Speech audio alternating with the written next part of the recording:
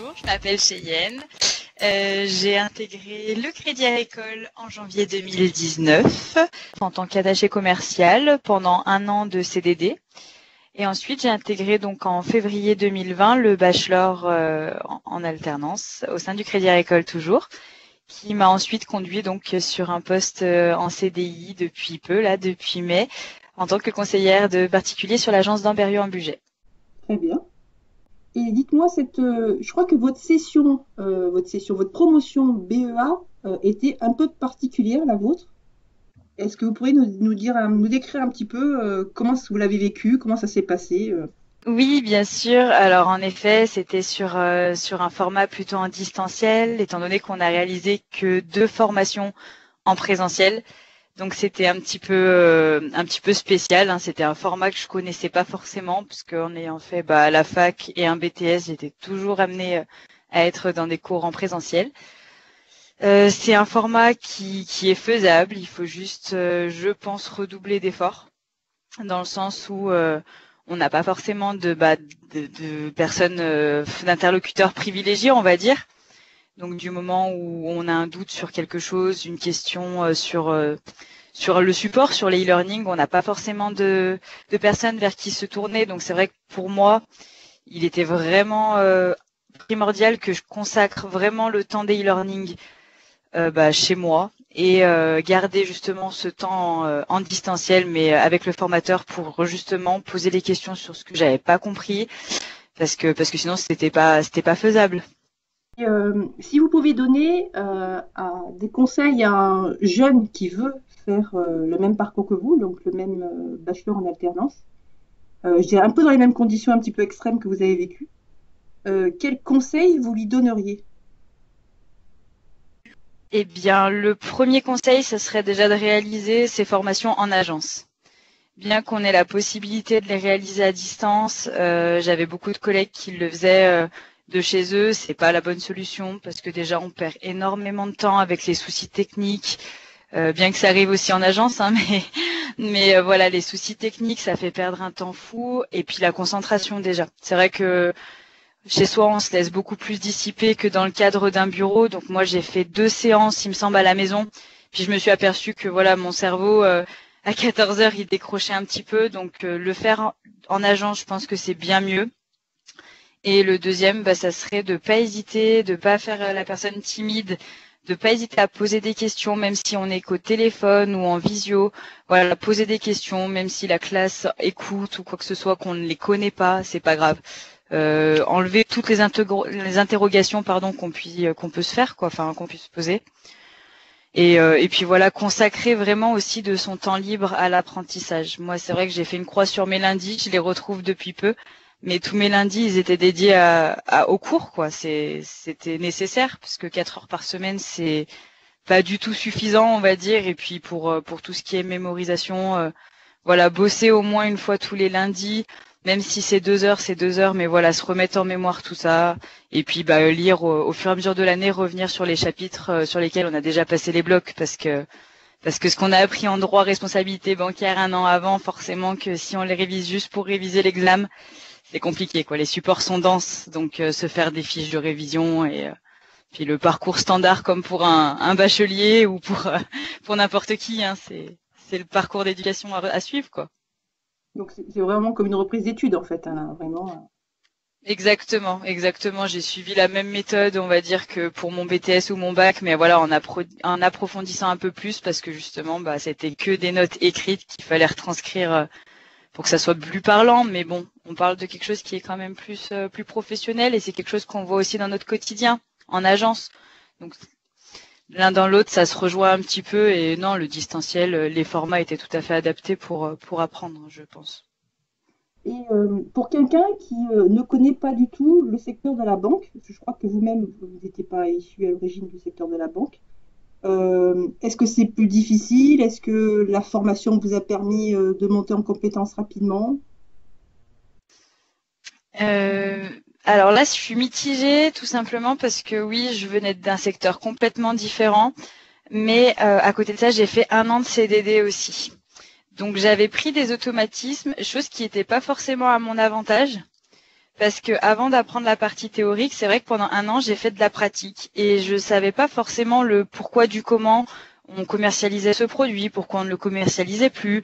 Les conseils que j'apportais aux clients, ils n'étaient pas forcément précis et détaillés, alors que une fois qu'on a la formation en main, bah forcément nos objections, elles sont plus réfléchies, la réponse au client, elle est plus précise.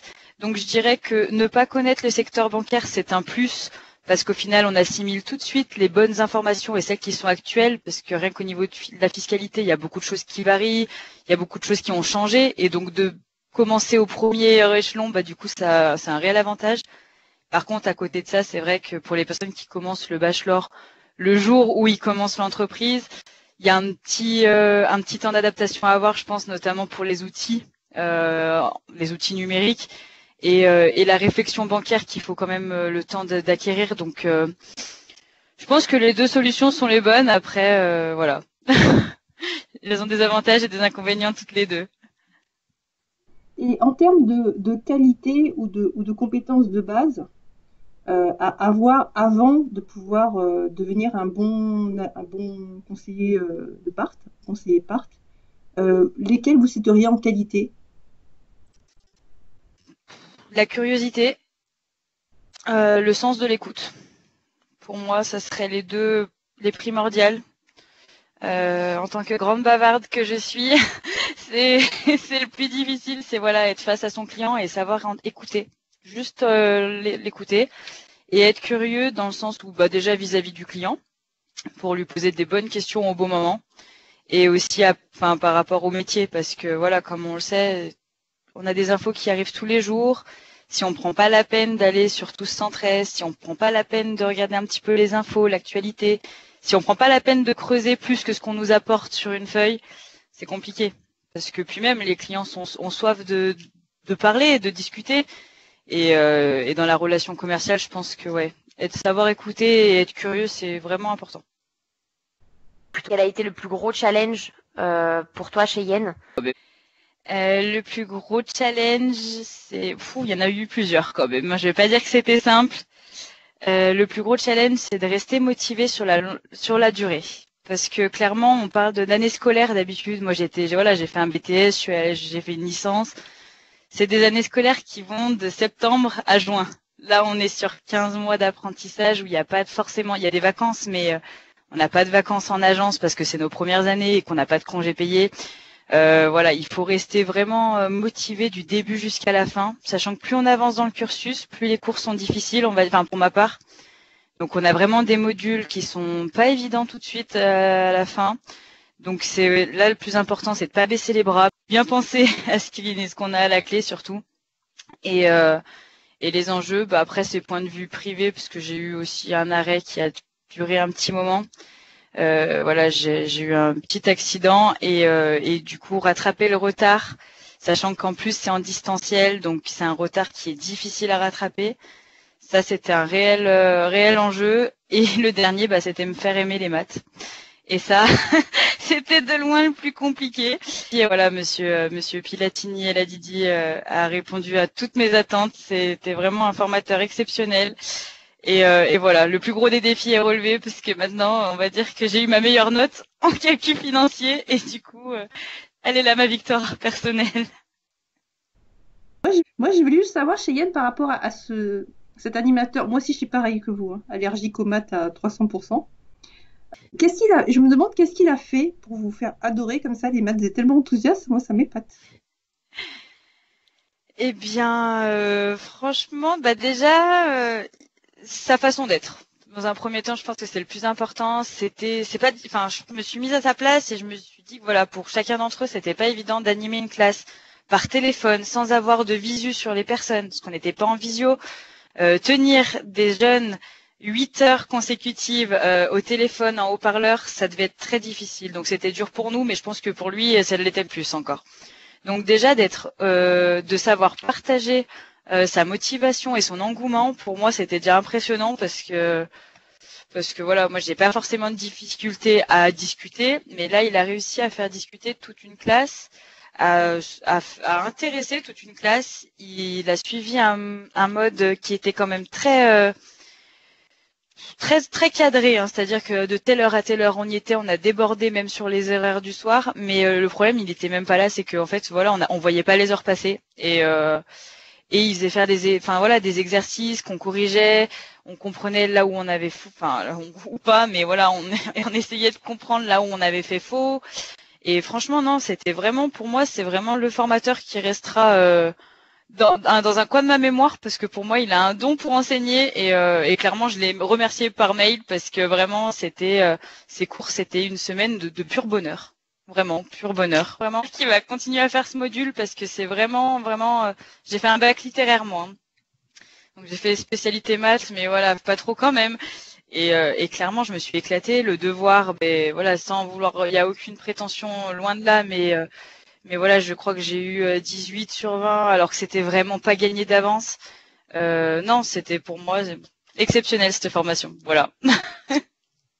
Et j'entends souvent parler du fait que dans le BEA, enfin dans les formations d'alternance, on fait des formations pratico-pratiques, c'est-à-dire que tout ce que vous apprenez en théorie, vous l'appliquez dans le métier. Est-ce que vous l'avez vécu vous-même? Vous avez des exemples à nous raconter par rapport à ça? Alors là, pour le coup, je suis pas forcément d'accord. C'est-à-dire qu'en fait, moi, j'ai vécu la chose dans le sens où on assimile énormément de connaissances pendant un an, mais les accès pour commercialiser tout ça, pour avoir le droit d'en parler, je viens de les obtenir il y a 3 semaines. Donc clairement, il y a des choses qu'on retient et il y en a d'autres qu'on retient pas. Et donc mettre en pratique ce qu'on apprend en théorie, oui, sur le papier c'est très beau, mais sauf que clairement, voilà, ma formation à la limite peut-être la formation assurance parce que c'est la dernière qu'on ait eue nous dû au Covid, ça a été repoussé. Donc c'est encore tout frais dans ma mémoire.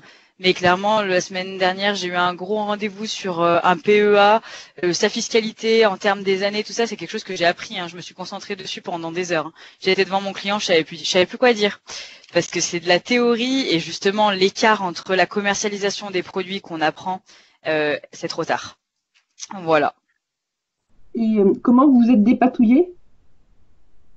Eh bien, je me suis dépatouillée parce que j'adore l'épargne, j'ai des collègues en or, j'ai César et je me suis fait des jolies fiches de révision, surtout en fait à la suite du bachelor, sur toutes les choses qui pouvaient m'être utiles au quotidien. Donc c'est sûr qu'il y a des choses que j'ai vite bénées, hein. Je vous cache pas que quand j'ai eu le diplôme, il y en a la moitié qui sont passés au barbecue, mais mais il y a deux trois trucs que j'ai gardés quand même et dont les produits, tout ce qui est épargne et assurance où là on a vraiment des phrases d'accroche, des mots bleus, des choses comme ceci ou sur lesquels je continue de m'appuyer. Donc j'essaye toujours et puis je prépare mes rendez-vous surtout parce que là il n'y a pas de place à l'imprévu quand on commence. Donc ces réponses peut-être un peu bateau, on m'a bien formaté même, mais oui je prépare tous mes rendez-vous. Et donc, je note que vos fiches de formation que vous avez faites pendant votre formation, quand même, vous ont servi pour celles qui ont survécu au barbecue. C'est ça. Après, je me les suis appropriées. J'ai mis des mots qui sont un peu plus familiers parce que voilà, ma façon de discuter, elle est un peu plus naturelle que ce que j'avais sur mes feuilles.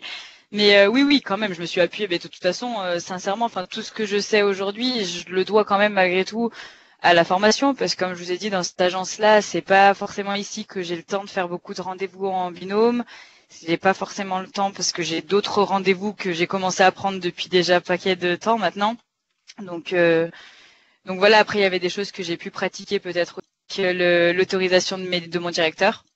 Donc voilà, le pré-conso, tout ça, j'ai pas forcément attendu d'avoir les habilitations, je les faisais contre-signer par mon directeur. Mais voilà, parce que je suis quelqu'un d'impatiente et que j'avais envie de faire autre chose que vendre des comptes à composer. Mais non, la formation, bien entendu, qu'elle m'a aidé et qu'aujourd'hui, si j'arrive à commercialiser quelque chose, oui, j'arrive à m'amuser dans mon métier, c'est justement parce que je pense maîtriser ce que je dis et que je suis sereine, quoi. Et ça, je relève le mot, vous amusez dans votre métier. Vous vous amusez dans votre métier. C'est étonnant, hein. Et oui, le sens commercial que j'aimais dans ce que je faisais avant, mais j'ai surtout trouvé des clients qui ont des oreilles attentives, qui ont besoin de vrais conseils et non pas savoir s'ils préfèrent le jasmin ou la rose. Oui, j'aime ce que je fais et surtout je vise sur ce que je pourrais faire plus tard surtout parce que conseillère c'est très bien mais c'est pas mon objectif.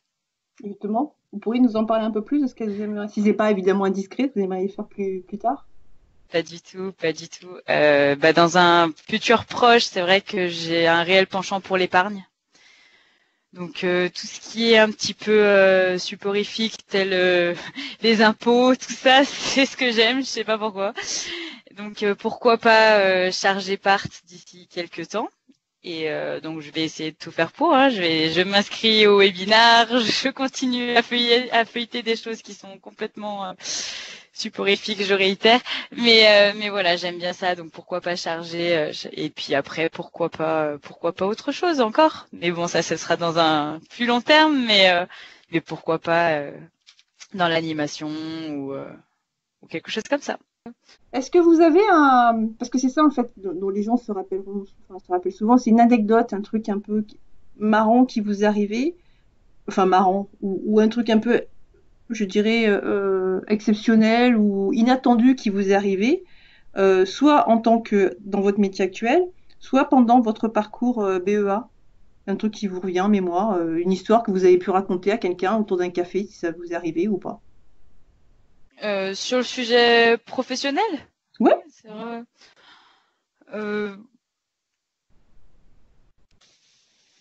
Une anecdote peut-être un petit peu drôle, c'est que oui, alors après, avec mes collègues, on se met toujours des petits défis. C'est-à-dire que voilà, j'ai un ancien bachelor qui est aussi dans une autre section, mais qui est dans une agence bien plus petite. À taille humaine, on va dire, qui était dans l'agence où j'étais pendant un an de CDD. Et donc, je suis restée très, très proche de lui. Et donc, c'est vrai qu'il a récupéré mes clients d'avant. Donc, du coup, on se charrie beaucoup. Et donc là, clairement, il est tombé sur ma cliente chouchou, que j'ai rappelé pour justement faire les visios, mettre en place l'outil visio. Et donc du coup j'avais lancé un petit défi à la cliente de lui poser des questions improbables à mon collègue, mais c'est une cliente avec qui j'ai vraiment noué des très bons liens. Et dans ce cas de figure, le pauvre il s'est laissé complètement submergé par les émotions, et donc ça a fini en partie de rigolade où du coup ils ont carrément fini par par m'appeler. On a fait un appel à trois, et c'était des questions purement théoriques de ce qu'on avait appris en cours sur la fiscalité, d'un plan vert vitalité, une sorte, enfin voilà. Et parce que du coup nos managers sont tout le temps en train de nous mettre un petit peu en concurrence directe, parce qu'on était les deux seuls de l'équipe agence à avoir fait le bachelor. Et donc du coup, c'est vrai que la cliente lui a simulé qu'elle allait faire un retour au manager, tout ça. Et puis le pauvre, c'était pas rigolo, mais à la fin, on a bien ri, quoi. Donc ça, c'était ma dernière petite anecdote. C'était la petite blague de l'année. J'ai bien aimé. Chose qui est plutôt sympathique, c'est que dans mon agence actuelle, j'ai également 2 nouveaux bachelors qui viennent d'intégrer aussi la session de cette année. Et donc, c'est un réel avantage, je pense, aussi pour eux, de m'avoir, tout simplement dans le sens où je leur apprends peut-être ma manière à moi de travailler, après à apprendre ou à laisser, hein. Mais c'est vrai que j'ai deux bachelors, donc après voilà, essayer de les encourager, ne pas qu'ils se démotivent tout de suite, et puis de leur dire surtout que c'est faisable, quoi. Donc pour moi, c'est intéressant aussi de voir comment eux perçoivent le bachelor, et trouver les mots pour les motiver, comme moi, certains de mes collègues ont pu me garder motivée l'année dernière, quoi.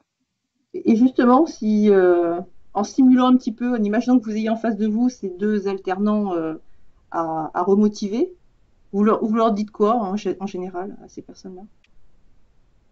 Bien, déjà, je leur dis que c'est largement faisable, que les diplômes à la fin, c'est pas plus difficile qu'un autre diplôme qu'ils aient déjà obtenu, hein. C'est juste que, au contraire, je dirais même que pour moi, c'était limite plus simple, parce qu'on a l'apport pratique à côté, chose que j'avais pas forcément eu dans mes précédentes expériences scolaires et professionnelles. De deux, je leur dirais de pas se fier que aux notes, parce que les notes c'est un chiffre, mais l'acquis de connaissances c'est autre chose.